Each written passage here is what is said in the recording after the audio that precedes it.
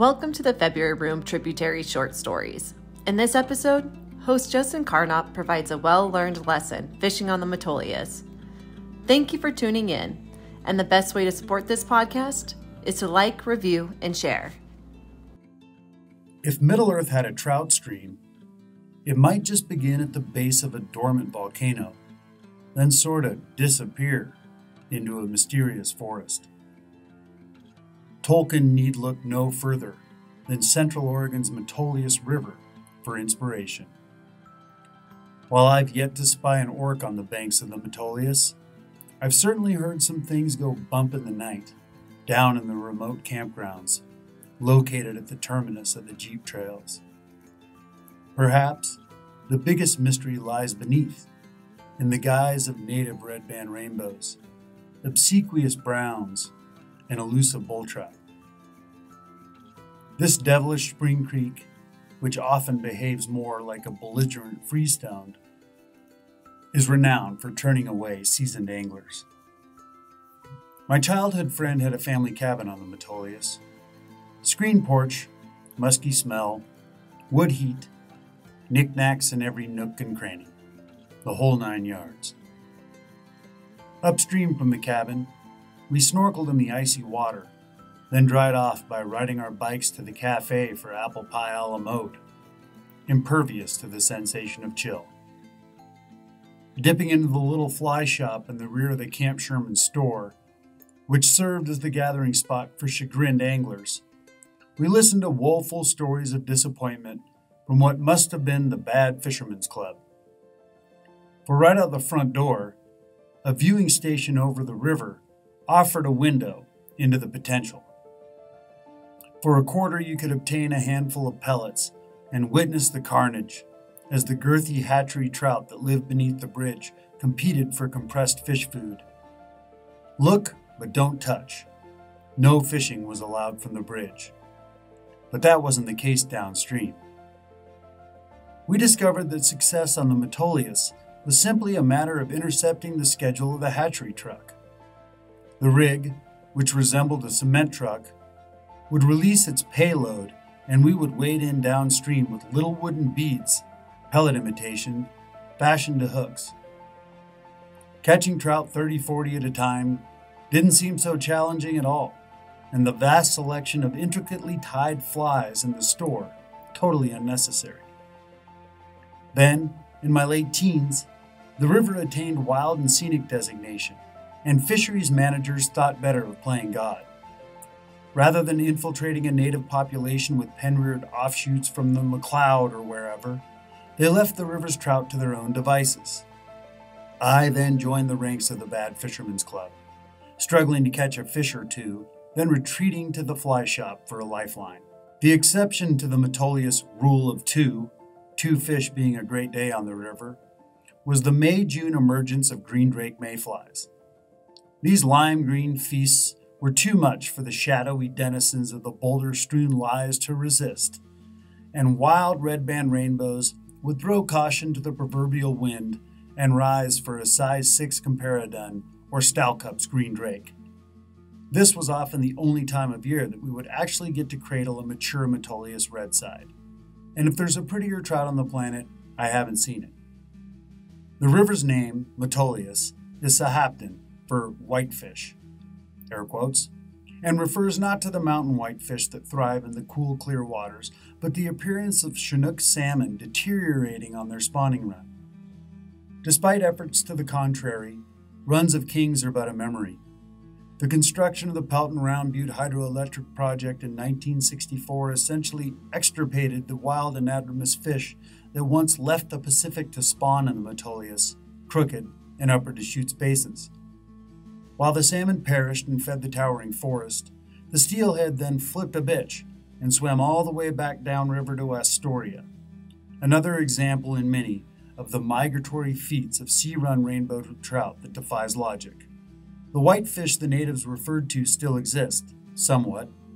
Zombie salmon still haunt the river in the form of diminutive kokanee, planted in Lake Billy Chinook for the entertainment of anglers. I guess landlocked sockeye will have to do in the Anthropocene. While the partitioning off of this river system from the Columbia spelled doom for anadromous wild salmonids, it created ideal habitat for a native predatory char.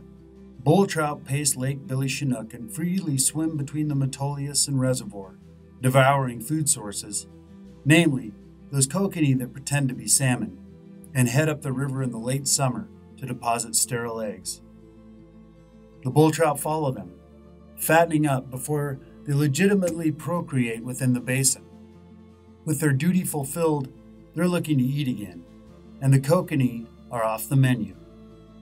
The hungry char turn their attention to the other food sources in the river, and that includes just about everything from ducklings to drakes.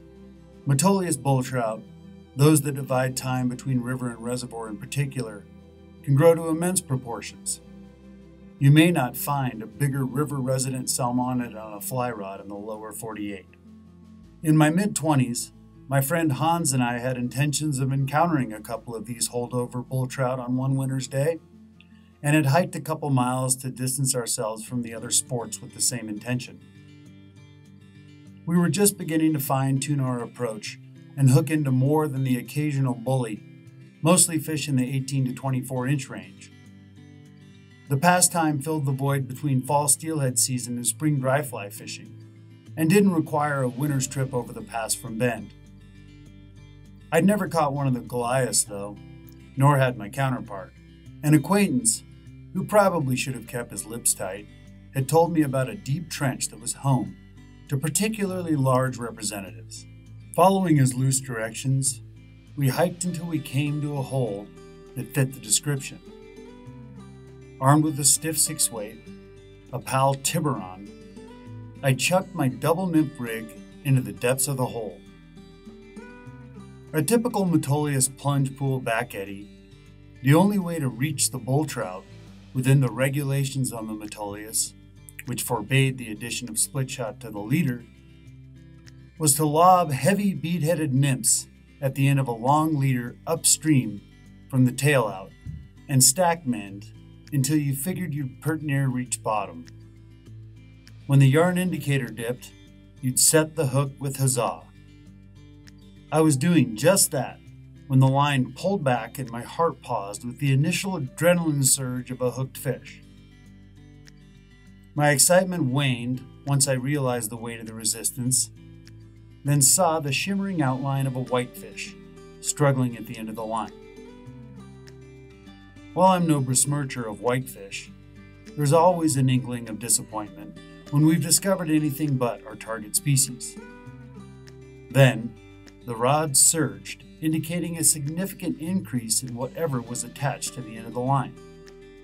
A bull trout, one of them big uns, had eaten the whitefish, and now the fight was on. The bull trout was massive, made even more so by the 15-inch whitefish T-boned in its cavernous maw. I tried my best to keep the fish within the confines of the hole, but the duo was too strong and ran right past me, hit the tail out, and fled downstream with abandon. I had little choice but to follow and raced after the fish. I held on as the bull trout whitefish combo navigated two riffles and fly line turned to backing on my reel. I caught up to the fish at another back eddy plunge pool and momentarily had things under control, regaining my fly line. Then the line went limp, and the sum of potential catch went from 2 to 0. Despondent, I reeled in and shrugged at Hans, who had followed me downriver to assist. With time still left in the afternoon, we made our way back up to the hole. Hans resumed his position in the plunge while I returned to the pool. No sooner had I stripped a length of fly line from my reel than the specter of the huge bull trout appeared in the tailhouse. It just held there, finning back and forth, appearing rather irritated. Logically, I lobbed my girdlebug pheasant-tail combo upstream and mended to drift over the fish. As soon as the big black rubber-legged fly entered its field of view, it swam over, ate it, and the rodeo resumed.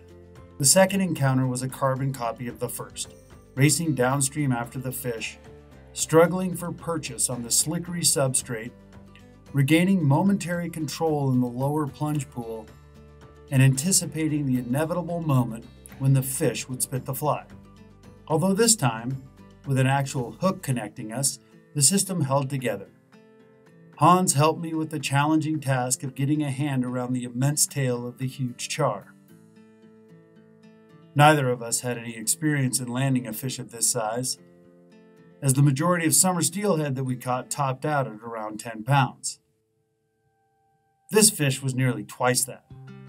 Somehow, despite losing the handle multiple times, we were able to corral the beast in the shallows and subdue it for a photo. Miraculously, at this very moment, my girlfriend at the time and her parents arrived on the scene. They had been filming potential locations for our pending matrimony, one that never occurred, but that is another story entirely. They decided to go for a walk to see if they could locate us, and handycam in hand, my would-be father-in-law captured the last moments of the event on video. Logically, I showed this videotape to my cronies and played it on a loop in our fledgling fly shop once we got back home. I still have that video, somewhere in my basement, in the litter of old photographs. The fish remains the largest non-anadromous river salmonid I have ever caught on a fly rod, though an asterisk is in order. Likely, I would have never landed that bull trout had I not had the chance to fight it twice.